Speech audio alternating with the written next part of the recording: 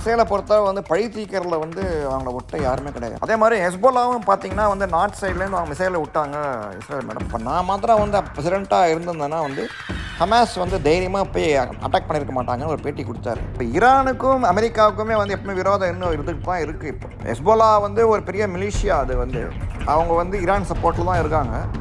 அவங்க வந்து தேர் living in பெய்ரூட்டு. So பெய்ரூட்டில் southern சைடில் வந்து அவங்க எல்லாமே இருக்காங்க அப்படின்னும் போது இப்போ அவங்கள வந்து ஈஸியாக மிசைலை தாக்கி போட்டுடலாம் இஸ்ரேல். இப்போ அவரே போட்டானா முடிஞ்சது, நோ ப்ராப்ளம், எல்லா ப்ராப்ளமும் சால்வ்டு. இப்போ அப்புறம் திரும்பி அவங்க ரீக்ரூப் பண்ணி எப்போ எந்த காலத்தில் வந்து நடக்க போகிறது.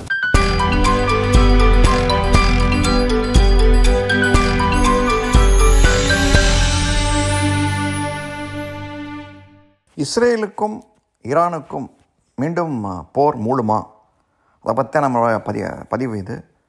அஃப்கோர்ஸ் இந்த ஜியோ பாலிட்டிக்ஸ் தான் பேச போகிறோம். பட் ஏன்னா வேர்ல்டு வைட் இம்ப்ளிகேஷன் இருக்கும். சப்போஸ் வார்ன்னு ஒன்று வந்ததுன்னா வந்து பெரிய இம்ப்ளிகேஷன் இருக்கும்.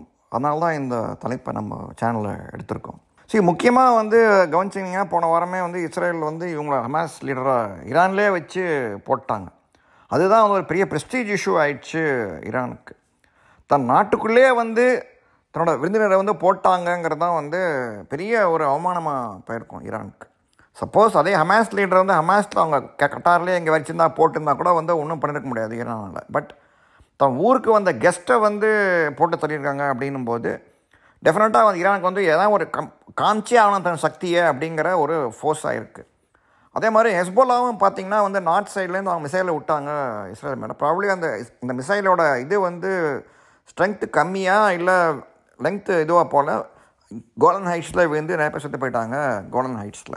ஸோ அதுவே வந்து இஸ்ரேலை ப்ரொவோக் பண்ணியிருக்கு. ஸோ அங்கேயும் பழி வாங்கியிருக்காங்க, அங்கேயும் ஒரு மிசைலை விட்டு அங்கே வந்து கொலாட்ரல் டேமேஜ் நிறைய கொலாட்ரல்னால் சுற்றியும் நிறைய பேர் செத்து போயிருக்காங்க இதில் பெய்ரூட்டில்.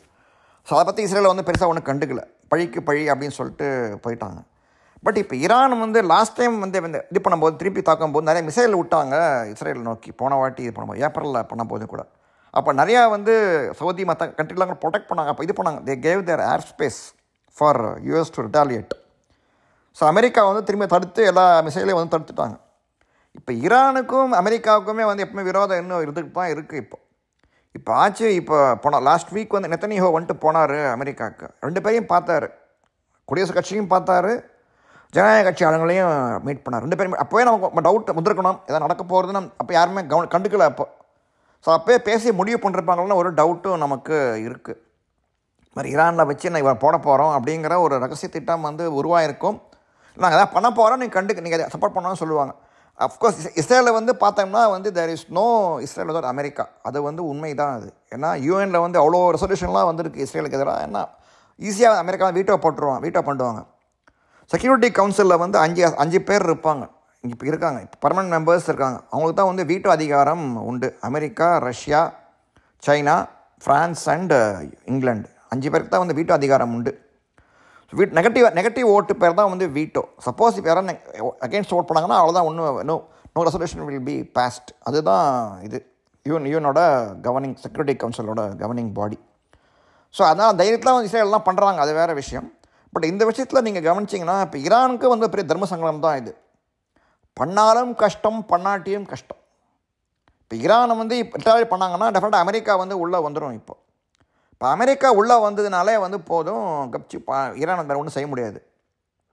பண்ணாமல் விட்டால் சொந்த நாட்டிலே கேவலம், அவங்களுக்கு அவமானமாக ஒரு கௌரவ பிரச்சனை ஆகிடும். ஆமாம், ஈரான் வந்து இந்தியா மாதிரி கிடையாது. 1990 அவ்வளோ பெரிய பாம்பிளாஸ்ட் வந்து கண்டுக்காமல் விட்டோம். அப்போ ஒன்று பழி வாங்க 2008 வந்து தாஜ்மஹால் ஹோட்டலை பற்றி எரிஞ்சுது. இப்போ ஒன்றும் பண்ணல இந்தியா. ஸோ ஈரான் வந்து இந்தியா மாதிரி கிடையாது, கண்டுக்காமல் அப்படி விடவும் முடியாது அவங்களால. ஸோ அதெல்லாம் டெரரிஸ்ட் ஆக்ட் தான் பண்ண சொல்லுவாங்க ஹெஸ்போலாவை விட்டு. பட் ஹெஸ்போலா மேலே இப்போ தாக்குதல் வந்து நடத்திட்டாங்க இஸ்ரேல். இப்போ ஹெஸ்போலாவும் வந்து பயந்து நடுங்கிட்டு இருக்குது. இப்போ அவங்க என்ன பண்ணிட்டாங்கன்னா பார்த்தீங்கன்னா இங்கேருந்து சின்ஸ் ஈரான்லேயே வந்து இப்போ ஆளை போட்டதுனால நமக்கு உயிருக்கு பாதிப்பு சொல்லிட்டு அவங்க தலைவர்லாம் வந்து வேறு இடத்துக்கு போயிட்டுருக்காங்க. இப்போ அதான் ஒரு பெரிய மூமெண்ட். இப்போ ஹெஸ்போலா வந்து ஒரு பெரிய மிலிஷியா, அது வந்து அவங்க வந்து ஈரான் சப்போர்ட்டில் தான் இருக்காங்க. அவங்க வந்து தேர் லிவிங் இன் பெய்ரூட்டு. ஸோ பெய்ரூட்டில் சதர்ன் சைடில் வந்து அவங்க எல்லாமே இருக்காங்க அப்படின்னும் போது இப்போ அவங்கள வந்து ஈஸியாக மிசைலை தாக்கி போட்டுடலாம் இஸ்ரேல். ஸோ இங்கேயே போட்டபோது அவங்க போடுறது எவ்வளோ நாள் ஆகுன்ற பயத்தில் இப்போ வந்து அவங்களாம் வெளில கிளம்பிக்கிட்டு இருக்காங்க பெய்ரூட்டை விட்டு. எங்கே போகிறாங்கன்னு தெரியாது. பட் நார்தர்ன் லெபனான் எங்கேயானு போவாங்களோ என்னமோ தெரியாது நமக்கு. ஆனால் அவங்க வந்து டெஃபினட்டாக மொசாதோட பார்வையில் தான் இருக்காங்க. மொசாத் தான் வந்து world second biggest spy agency, Israel கீழே இருக்குது. அவங்க பயங்கரமான ஆளுங்க அவங்க மொசாத். ஸோ அவங்க கண்ட்ரோலர், அவங்க டெஃபினட்டாக பார்வையில் வந்து இருப்பாங்க. அதனால் வந்து இஸ்ரேலை பொறுத்தவரை வந்து பழி தீக்கிறதுல வந்து அவங்கள ஒட்ட யாருமே கிடையாது. 1917 மியூனிச் ஒலிம்பிக்ஸில் வந்து சுட்டு கொண்டாங்க பாலஸ்டீனியன்ஸ் வந்து. இவங்களை போட்டு தள்ளிட்டாங்க இஸ்ரேல் அத்லீட்ஸை. அதுக்கு வந்து ஒவ்வொரு ஊராக போய் பழி வாங்கி எல்லாரையும் போட்டு தள்ளி தான் முடித்தாங்க அவங்க அந்த இதை. அதனால் வந்து இஸ்ரேலை பொறுத்தவரை பழி வாங்குறதுல வந்து அவங்களை விட்டால் வேறமே மிஞ்ச முடியாது இஸ்ரேலை பொறுத்தவரை. ஸோ இந்த இதில் வந்து ஹெஸ்போலாவும் நடுங்கிக்கிட்டு இருக்காங்க. இப்போ ஈரானை வந்து வேறு வழியே இல்லாமல் தர்மசங்கரத்தை போய் விட்டாங்க ஈரானை. இப்போ பண்ணாலும் கஷ்டம், பண்ணாட்டியும் கஷ்டம் ஈரானுக்கு. பட் ஆனால் எதாவது பண்ணுவாங்க. ஏன்னா ஈரானை பொறுத்தவரை வந்து அவங்க பெரிய நாடு. அது பண்ணாமல் விட்டால் அரப் கண்ட்ரீஸு மக்கள் மத்தியில் வந்து இது கிடையாது. ஒரு மக்கள் அந்த உள்ளூர்லேயே மக்களுக்கு வந்து நிறைய எதிர்ப்பு இருக்குது ஈரான் ஆட்சி மேலே. ஸோ அதை வந்து அவங்களாம் வந்து இதை பயன்படுத்திப்பாங்க, இது இப்போ கேலி பேசுவாங்க அப்படின்னும் போது ஈரான் எதாவது பண்ணும். பட் என்ன பண்ணுவாங்கங்கிறது அப்போ தான் சொல்லுவாங்க. மிசைல் விடலாம், ட்ரோன்ஸ் விடலாம், எல்லாம் ஒன்றா அமெரிக்கா உள்ளே பூந்தாலே போதும், எல்லா இதுவும் முடிஞ்சிடும். இஸ்ரேலுக்கு பகலமே கிடையாது இப்போதைக்கு. இதில் இன்னொன்று என்னென்னா வந்து இப்போ டொனால்ட் ட்ரம்ப்பே முன்ன வந்து ஒரு பேட்டி கொடுத்துருந்தார். இப்போ நான் மாத்திரம் வந்து பிரசிடெண்ட்டாக இருந்திருந்தேன்னா வந்து ஹமாஸ் வந்து தைரியமாக போய் அட்டாக் பண்ணியிருக்க மாட்டாங்கன்னு ஒரு பேட்டி கொடுத்தாரு. அப்போ இந்த இதுக்கு அவரை வந்து தாக்குதலுக்கு உருவாக்கும். ஸோ ட்ரம்ப் வந்தாலே வந்து ப்ராப்ளமே கிடையாது இஸ்ரேலுக்கு. இன்னும் தீவிரமாக போகும், ஈரானுக்கு அகெயின்ஸ்டாக போகும். பட் டெமோக்ராட்டிக் பார்ட்டியை பொறுத்தவரை வந்து அவங்க ஆல்வேஸ் ஃபார் இஸ்ரேல் தான். America is always for Israel தான், சந்தேகமே கிடையாது. பட் இப்போ டெமோக்ராட்டிக் ஆட்சி வந்தால் சமாதானம் பண்ணிக்குவோம் இது பண்ணுவாங்க. அந்த ப்ரெஷரையை வந்து தடுக்கிறதுக்கு தான் வந்து இஸ்ரேல் இந்த மாதிரி வேலையை பண்ணாங்கங்கிறது ஒரு இது இருக்குது, ஒரு டவுட் இருக்குது. ஏன்னா இப்போ இஸ்ரேல் வந்து சமாதானம் பேசணும்னா இந்த ஹனியை கூட தான் பேசி ஆகணும், இஸ்மாயில் ஹனியை கூட தான் பேசி ஆகணும்.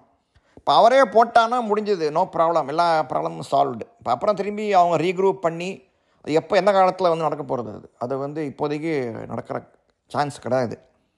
அதனாலே வந்து இந்த சண்டை வந்து எப்படி போகும் அப்படிங்கிறது நமக்கு வந்து இன்னும் முடிவு தெரில. ஆனால் உலகமே எதிர்நோக்கிக்கிட்டு இருக்குது. பட் எல்லா கண்ட்ரிஸுக்குமே வந்து விரும்பாத ஒரு நிகழ்வு தான். ஏன்னா பார்த்தா ஆயில் ப்ரைஸ் ஏறும். இந்தியாவை பொறுத்த ரஷ்யா கிட்டேருந்து ஈரான் வருது. பட் ரஷ்யாவும் ஈரான் நமக்கு நேச நாடு தான். இப்போ வேறு ஒரு ரூட் ஒன்று போட்டிருக்காங்க. ரஷ்யாவிலேருந்து இந்தியாவுக்கு கூட்ஸ் அனுப்புறதுக்கு வந்து ஈரான் வழியாக தான் வந்து ஆகணும் நமக்கு. இப்போ ஈரானே வந்து சாங்ஷனு சண்டை கிண்டன்னு போனாலும் நமக்கு இன்னும் பிரச்சனைகள் தான் வரும். இப்போ இந்தியாவுக்கு வந்து ஒரு மறைமுகமான பாதிப்பெல்லாம் இருக்கும். ஸோ இந்த சண்டை வந்து தேவையில்லை. ஆல்ரெடி வந்து ரஷ்யாவும் இவங்க சண்டை போட்டுட்ருக்காங்க. ஸோ இப்போ இதுமாதிரி இஸ்ரேல் ஹமாஸ், இஸ்ரேல் ஈரான் வந்ததுன்னா உலகத்துக்கே வந்து ரொம்ப கஷ்டமான காலம்தான். அது வந்து சந்தேகமே கிடையாது. ஸோ சண்டை வந்து எஸ்கலேட் ஆகக்கூடாது. ஆனால் ஈரானை வந்து பண்ணி தான் ஆவாங்க. ஏன்னா அவங்களுக்கு வந்து இதான் சொன்ன மாதிரி தான் தர்ம சங்கடமான நிலைமை தான் அவங்களுக்கு. பண்ணாலும் கஷ்டம், பண்ணாட்டியும் கஷ்டம். அதனால் அவங்க என்ன பண்ண போகிறாங்கங்கிறது தான் ஒரு $1 million கொஸ்டின். பட் ஏதாவது ஒன்று பண்ணுவாங்க அவங்க, அது நம்ம எதிர்பார்க்கலாம். ஸோ உலகமே அதான் பார்த்துக்கிட்டு இருக்குது. அதுக்கு முந்தைய அமெரிக்கா வந்து அவங்க ஆல்ரெடி சுற்றிட்டு இருக்காங்க. அவங்களோட இதெல்லாம் நேவிலாம் வந்து மெயின்டெனன்ஸில் தான் இருக்குது. ஸோ இஸ்ரேலை பாதுகாக்கிறது தான் வந்து அமெரிக்காவோட இன்னொரு கோட்பாடும் இருக்குது, லட்சியமும் இருக்குது. அதனால் என்ன நடக்கும்ன்றது நம்ம பொறுத்திருந்து பார்க்கணும். பட் இந்தியாவும் வந்து இதில் வாட்ச்ஃபுல்லாக இருக்கணும். தன்னோட ஹவுத்தீஸ்லாம் அட்டாக் பண்ணாமல் இருக்கணும், அவங்களோட ஷிப்பு இப்போல்லாம் வந்து. ஸோ எல்லாமே உலகமே வந்து இதை வந்து என்ன நடக்க போகிறதுன்றதை பயந்துன்னு தான் இருக்காங்க. பட் நம்மளும் வந்து ரொம்ப நடக்கூடாதுன்னு எதிர்பார்ப்போம். But let's see. Jai Hind.